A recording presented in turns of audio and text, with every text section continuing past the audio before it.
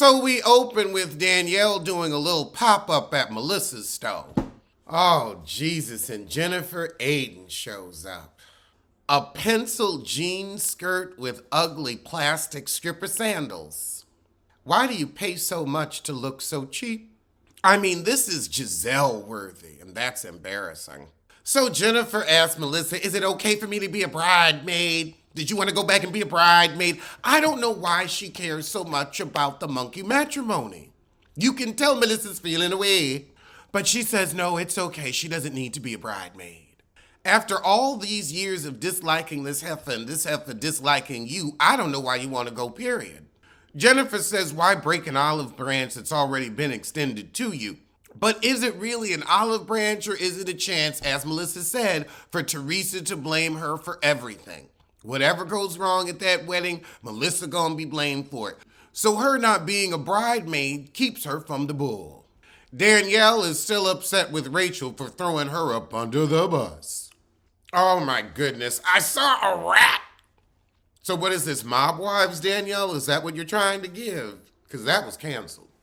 But I wouldn't mind seeing you two throw a bow. We haven't had some good fisticuffs since Monique beat Candace. But Danielle, Rachel did not spin anything. She just said what you said. You were running and telling that, and you shouldn't have been. She forgives, but she never forgets. She's the good auntie. So everybody's getting ready to go to Ireland with Paulie and his rosacea. Marge is still heated that Jennifer set her up with that coffee ground reader talking about, you've passed up so many endorsements. Margaret, I would just be so embarrassed for her, I wouldn't even care. I mean, Jennifer made herself look like such a thorough fool. We can't do anything but sit and applaud. Over with Louie and Teresa. We've got Louie throwing out a therapy word salad. But Teresa doesn't want him to stress out about mending their relationships anymore. Well, he's really just making it worse, but you're too stupid to see that. Jennifer, you're bringing up Margaret in your therapy session to fix your broken marriage with your cheating husband? Margaret has gotten way too far under your skin, like a tumor. That's the problem with your marriage. You're too busy thinking about Margaret, not your man. I couldn't imagine being in therapy with my significant other, focusing on an insignificant coworker. That's sad. Jennifer's still trying to browbeat her husband and is spending some time with her. He won't even be in the same structure with you. He in the pool house. He says, so I shouldn't be my authentic self. And I guess his authentic self is single in the pool house, hanging with his hussies. All right, so we getting on the flight to Ireland. I would not be looking forward to staying in a castle. It sounds drafty and cold. Melissa, you're afraid of the ghost of your father? That'd be a ghost I'd be cool with. Some of your other ancestors be funky, though. So DeLolo and Teresa are getting the best rooms, and we drawing out of a hat for the rest. So Jen Belsler apparently slept with Frank Gandolfini before The Sopranos. So you was just humping out-of-work actors. Okay. You sound like a groupie. You sound like Jada. I mean, just bragging on it. It was filled with thirst. And you sound like you still need a sip of water. Okay, Melissa, you trying to make this haunted castle thing a plot line ain't gonna work.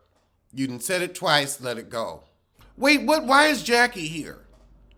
Why is Jackie here? Look, y'all could have brought me. I would bring more to the show than this heifer. But now we gotta fight over the fact that Jen witness tampered with this psychic.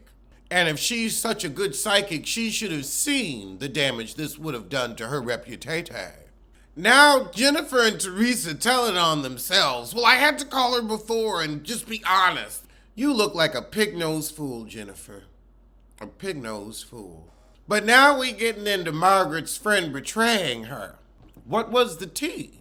But this is really Jennifer just getting back at you for telling the world that her husband cheated. Upstairs, Danielle pries it out of Jennifer that Melissa was making out with some other man, stepping out on her little Lord Short Lord. After that, we all heading out for the bachelorette party. Okay, Danielle, we play a little game at the table and Danielle says, ooh, you think if I send a picture of my boob to your husband, would he know it was mine or yours? Why you trying to show off for Little Lord Short Lord? Especially with what you know that Melissa might be making out with other men. But we get to talking about bridesmaids and the wedding invites, and it comes up that Melissa was invited because of obligation. Duh. But now Teresa's apologizing for not thinking of inviting Melissa's mama. I don't know why Melissa's mama needs to be invited to Teresa's wedding. But y'all care too much about this chimp coupling. Rachel, however, thinks the mama should have been invited. Teresa says, I'm the coolest older sister. I never throw him under the bus. Girl, you throw him under the bus and you've thrown him under your breasts. And we end the episode with a corny limerick from Jackie. Just reminding us why you're a friend of. And honestly, you ain't no friend of mine. But hold on, we gotta get to the Barbie trailer. All right, it's cute and colorful, and Margot Robbie's a good actress. Now, I heard that the theme of the movie is like a Wizard of Oz meets Barbie, because you've got like a pink brick road rather than a yellow.